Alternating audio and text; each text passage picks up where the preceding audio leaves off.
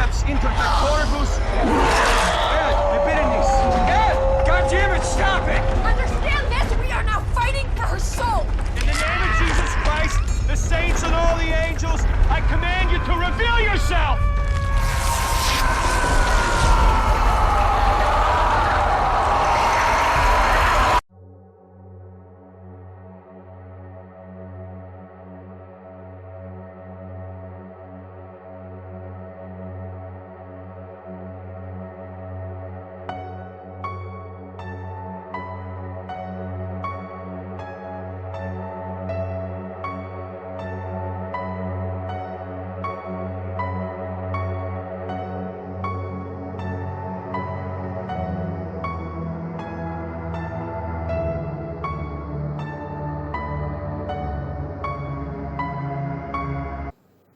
हे everyone, कैसे हैं आप सब लोग। आई होप आप सारे अच्छे होंगे, ठीक होंगे।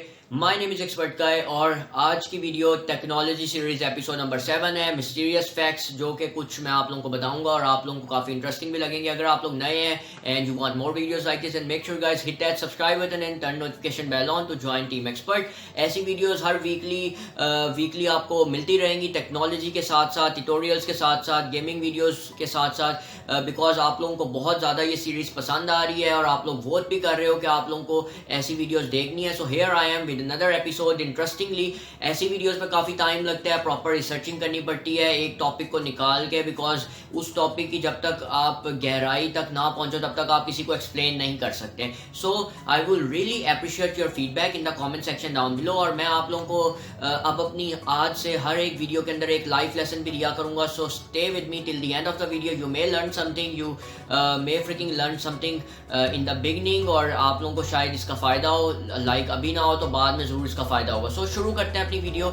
आज का हमारा टॉपिक है द एक्सॉर्सिज्म ऑफ रोनाल्डो या Ronaldo.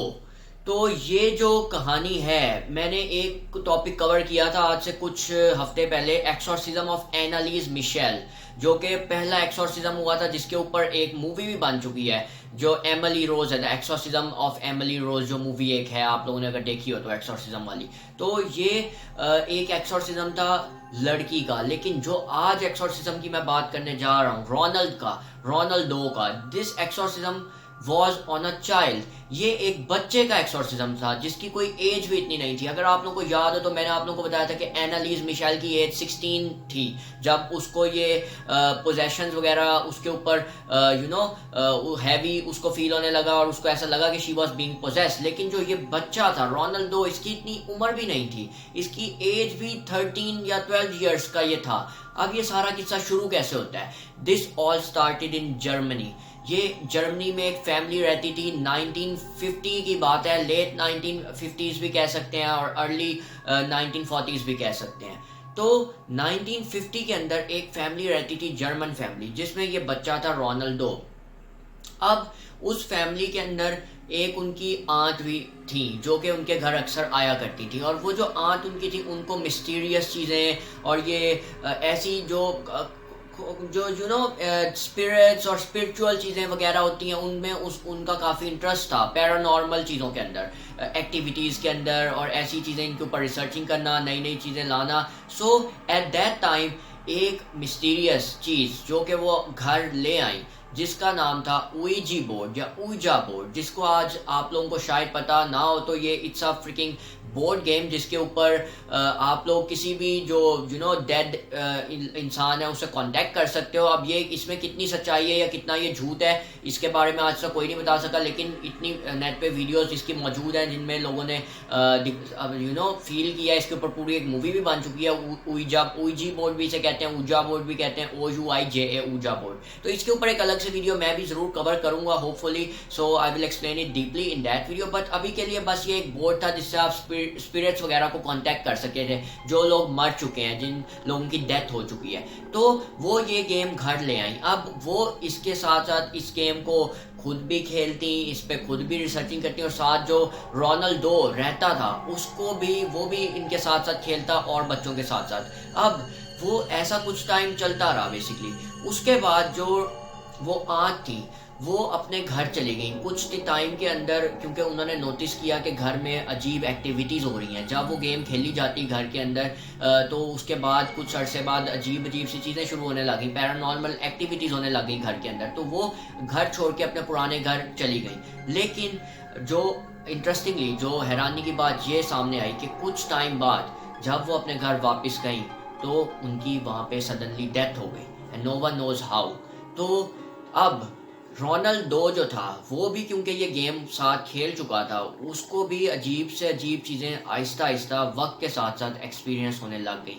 And he was still a kid, he was still a child, young child था। अब आम जब ऐसे हो सकता है कुछ लोग कहेंगे जब अपने स्कूल जाता वो नॉर्मल बिहेव करता था पहले, लेकिन आहिस्ता आहिस्ता उसका जो बिहेवियर था वो चेंज होने लग गया। He used to behave aggressively, he used to behave rudely. उसके अंदर बिल्कुल एक तरह से उसके सारे मैनर्स तब्दील हो गए, वो अग्रेसिव हो गया, उसमें वो अजीब अजीब बातें करने लग गया। तो दूसरे लोग, मतलब ऐसा होता है वैसे जब आप बड़े होते हो एज वाइज, आप लोग कह सकते हैं कि जब आपकी एज ज़्यादा होती है then you become aggressive a little bit. बच्चों में ये एक आदत होती है कि जब आप अपनी एज से थोड़ा ज़्यादा बढ़ते हो तो आप में अग्रेशन एक आ जाता है। लेकिन उसका केस और था, ही वॉज बींग पोजेस्ड। और बाद में जब उसकी फैमिली ने ये नोटिस इतना उस वक्त तो नहीं किया, लेकिन जब आहिस्ता आहिस्ता दिन गए, रात को उनके घर के अंदर जो वाटर की टिपिंग की वैसी आवाज़ें आती, खुद ब खुद ऑब्जेक्ट्स लेविटेट करते, उसका जो बेड था वो शेक करने लग गया खुद ब खुद एक दिन। और उसने अपने पेरेंट्स को स्क्रीम करके जब बुलाया अपने पास, तो उसके पेरेंट्स जब आए तो उन्होंने वहाँ पे खुद उस बेड को हिलते हुए देखा and the bed was shaking like, ऐसा मतलब लग रहा था कि कोई चीज़ वहाँ पे है, मौजूद है। अब उसके पेरेंट्स को डर लगने लग गया और उसके पेरेंट्स उसको एक डॉक्टर के पास ले गए, जैसा कि होता है आम कोई भी बंदा करता है सिचुएशन के अंदर। तो उस डॉक्टर ने कह दिया कि इसको कोई भी इतना बड़ा इशू नहीं है और कोई इतना बड़ा इसको इशू नहीं, इसको ये मेडिसिन वगैरह दें, he will be all right.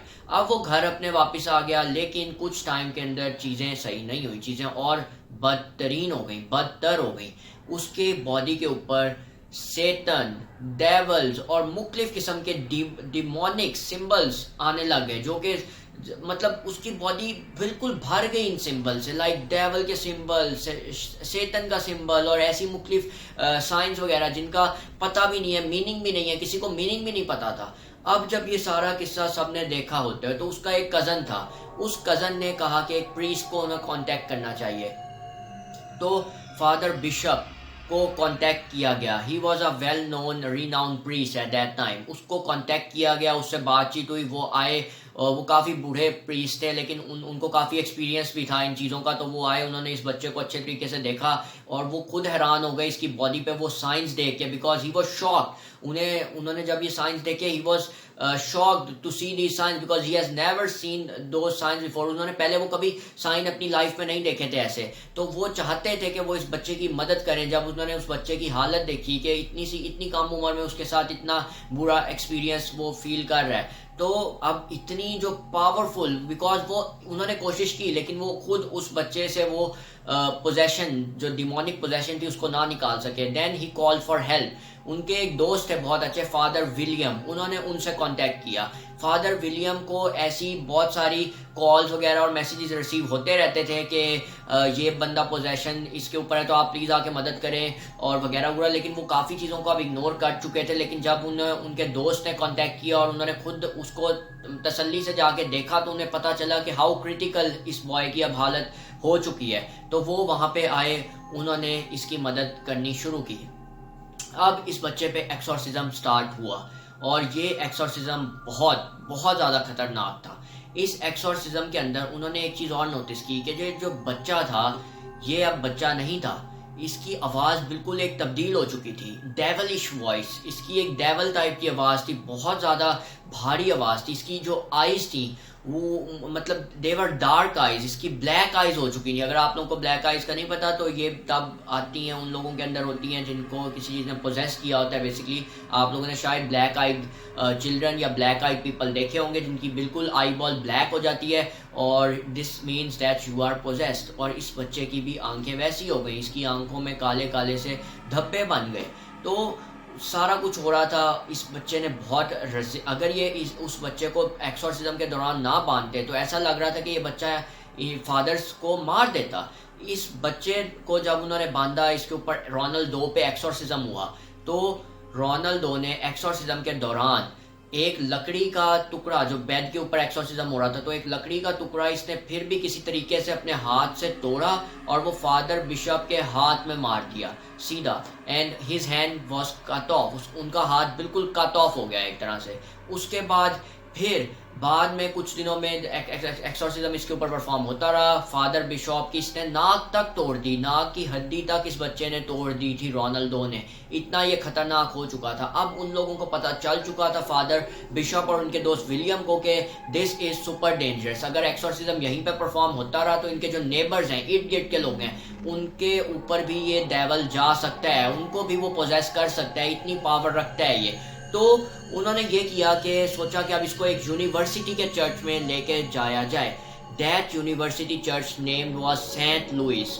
इसको सेंट लुइस यूनिवर्सिटी के चर्च में लेके जाया गया। वहां पर 48 प्रीस्ट को बुलाया गया इसके एक्सोर्सिज्म के लिए, 48 प्रीस्ट को। उनमें से एक प्रीस्ट था फादर वॉल्टर, यंगेस्ट प्रीस्ट, जो सबसे यंग प्रीस्ट था। फादर वॉल्टर जिसकी सबसे कम एज थी, और उसको सिर्फ वहां पर इसलिए बुलाया गया था ट्रायल्स के तौर पे कि वो देखे और जो चीजें परफॉर्म हो रही हैं उनको ये लिखता रहे, ताकि बाद में फ्यूचर में अगर किसी को ऐसी दोबारा कोई परेशानी हो या दिक्कत पेश आए तो वो वहां से उस बुक के अंदर से, उस जर्नल के अंदर से हेल्प ले सकें। उनको पता हो कि कैसे ऐसी सिचुएशन को हैंडल करना है आने वाले लोगों को। तो इसके ऊपर 48 प्रीस्ट ने मिलकर एक्सोर्सिज्म परफॉर्म किया। अब तकरीबन 28 डेज एक्सोर्सिज्म परफॉर्म होता रहा, और उन दिनों में इसने, जो रोनाल्डो था, इतनी खतरनाक हरकतें की। इसने उनको कहा कि मुझे सिर्फ give me 10 days and I will show you the real sign of a devil. मुझे 10 दिन दो, मैं तुम लोगों को डेविल होने का सबूत दूंगा। और आप लोगों को पता होना चाहिए कि अगर एक्सोर्सिज्म किसी के ऊपर परफॉर्म हो रहा होता है तो एक्सोर्सिज्म में ये स्ट्रिक्ट रूल होता है कि आपने किसी भी, कोई भी कुछ भी कर दे वो डेविल या पोजेशन, आपने उसकी बात नहीं सुननी। आपने अपना काम करना है, सिर्फ अच्छी पावर्स को याद करना है, गॉड को याद करना है, और अपनी जो आप लोगों को चीज़ें वगैरह, वर्सेस वगैरह होती हैं, वो आप लोगों ने पढ़नी है। ये कहा जाता है, बिकॉज आप डेविल से बात नहीं कर सकते एक्सोर्सिज्म प्रोसेस के इन बिटवीन। तो ये सारा किस्सा चलता रहा, लेकिन एक्सोर्सिज्म फेल हो गया। एक्सोर्सिज्म उस पोजेशन को कुछ नहीं कर पाया। अब बारी, मतलब बहुत बहुत ज़्यादा वो परेशान हो गए। उन्होंने सोचा अब क्या करें, लेकिन फिर वो एक और उनके दिमाग में आइडिया गया कि अगर एक्सोर्सिज्म फेल हो गया तो what if we do baptism. अब baptism is a similar process to exorcism, लेकिन बैप्टिज्म में आप किसी को फोर्स नहीं करते। एक्सोर्सिज्म में तो आपने स्पिरिट को फोर्स करके बाहर निकालना होता है, लेकिन बैप्टिज्म में आप ये करते हो कि आप कोई एक अच्छी पावर को दूसरे इंसान की बॉडी में डाल देते हो कि वो फाइट करे उस डेविलिश पावर से, उस बुरी पावर से, और उसको इस तरह से निकाल ले। अब ये पूरी जो भी मैं बातें कर रहा हूँ, ये सारी आपको विकीपीडिया पे मिल जाएंगी। अगर आप इन पर खुद भी रिसर्च करना चाहते हैं, you guys can always do that, because that's the same thing I did myself. इन पर काफ़ी टाइम लगता है, ये चीज़ें आसान नहीं होती। तो ये बैप्टिज्म ये और मुश्किल प्रोसेस था एक्सोर्सिज्म से भी, बिकॉज उनको नहीं पता था कि अंदर जब उसके पावर भेजी जाएगी, डेविलिश पावर से लड़ने के लिए एक अच्छी पावर भेजी जाएगी, तो they didn't know what will happen to the body of the Ronaldo. तो जब उन्होंने ये काम किया तो रोनाल्डो और ज़्यादा पागल हो गया। उसकी बॉडी बहुत ज़्यादा, ऐसे उसकी बॉडी लग रहा था कि बस अब ये गया, अब ये मर जाएगा बंदा, अब ये नहीं बच सकता। उसकी बॉडी पे बहुत सारे साइंस आने लग गए। उसकी जो स्किन थी वो रिप्ड अप हो गई, और बहुत अजीब, आप लोग कह नहीं सकते उसके साथ क्या हुआ, और खून ही खून, और इट वॉज लाइक कि अब ये बंदा नहीं बचेगा। लेकिन देयर वॉज स्टिल होप। वो लोग अपनी तरफ से पूरी कोशिश करते रहे। यकदम से एक बहुत बड़ा ब्लास्ट टाइप हुआ, और तमाम जो रूम की लाइट्स थी वो सारी बंद हो गई। एक तरफ से विंडो की लाइट थी जहाँ से लाइट आ रही थी। जब सबने उस ब्लास्ट के बाद देखा उसकी तरफ, रोनाल्डो की तरफ, ही वॉज फाइन। वो जो बुरी स्पिरिट थी, डेविल था, सेटन था, पोजेशन जिस चीज़ ने भी की थी, it was gone. Ronaldo was fine. लेकिन अब कहा जाता है स्टिल, जो लोग प्रीस्ट 48 प्रीस्ट जिनका मैंने आप लोगों को जिक्र किया और बताया है, जिनमें से आपको मैंने कहा था कि फादर वॉल्टर जो हैं वो सबसे यंग वन थे। 2005 तक ये सारे प्रीस्ट जिंदा रहे थे, इससे पहले तक ये 2005 तक। इसके बाद सिर्फ ये 48 लोग थे, मतलब 48 लोगों ने इस एक्सोर्सिज्म को होते हुए देखा था। उसके बाद 2005 के बाद कोई बंदा भी नहीं बचा जो गवाही दे सकता है या जिससे आप पूछ सकते हो कि ये एक्सोर्सिज्म कैसे हुआ था, जिन्होंने इसको लाइव अपनी आंखों से देखा था। 2005 से पहले तक इन सब लोगों की डेथ हो गई थी जिन्होंने इस एक्सोर्सिज्म को परफॉर्म होते हुए देखा था।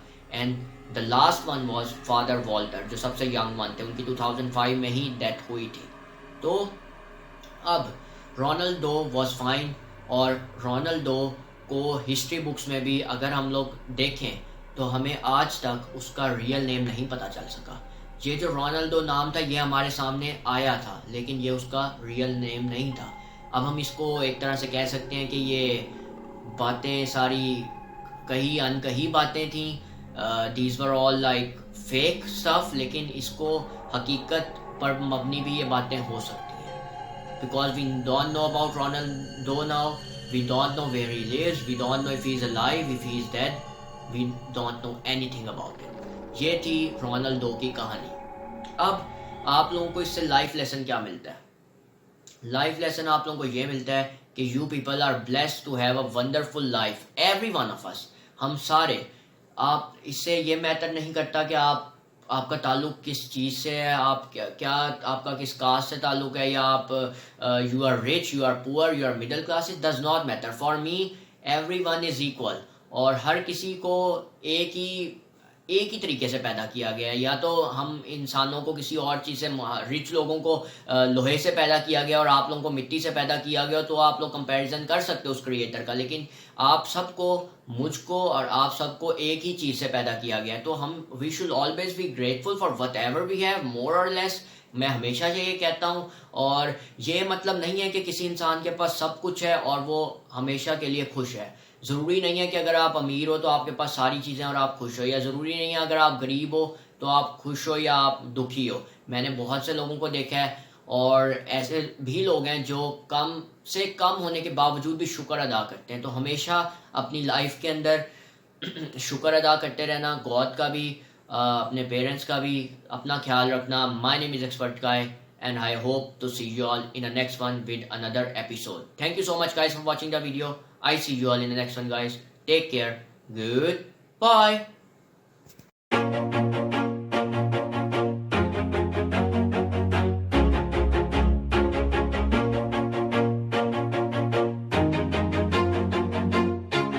Always do it on my own, so I gotta get through it. And the only thing I know is to love what I'm doing. Never give up, never slow, till I finally prove it. Never listen to the no's, I just wanna keep moving. Keep my head up when I act, head up, that's a fact. Never looking back, I'ma keep myself on track. Keep my head up, staying strong, always moving on. Feel I don't belong, tell my thoughts to move along. Push myself to be the best, die with no regrets. Live with every breath, see my message start to spread. And I had so many dreams, then you hit your teens. Life ain't really what it seems, try to find out what it means. Always do it on my own, so I gotta get through it. And the only thing I know is to love what I'm doing. Never give up, never slow, till I finally prove it. Never listen to the no's, I just wanna keep moving. Yeah, I put out all this art, it's my only medicine. Yeah, everything I do, I'm just being genuine. Yeah, I'm sick of being screwed, feel my own adrenaline. Yeah, I do just what I do, and I hope you let me in, yeah.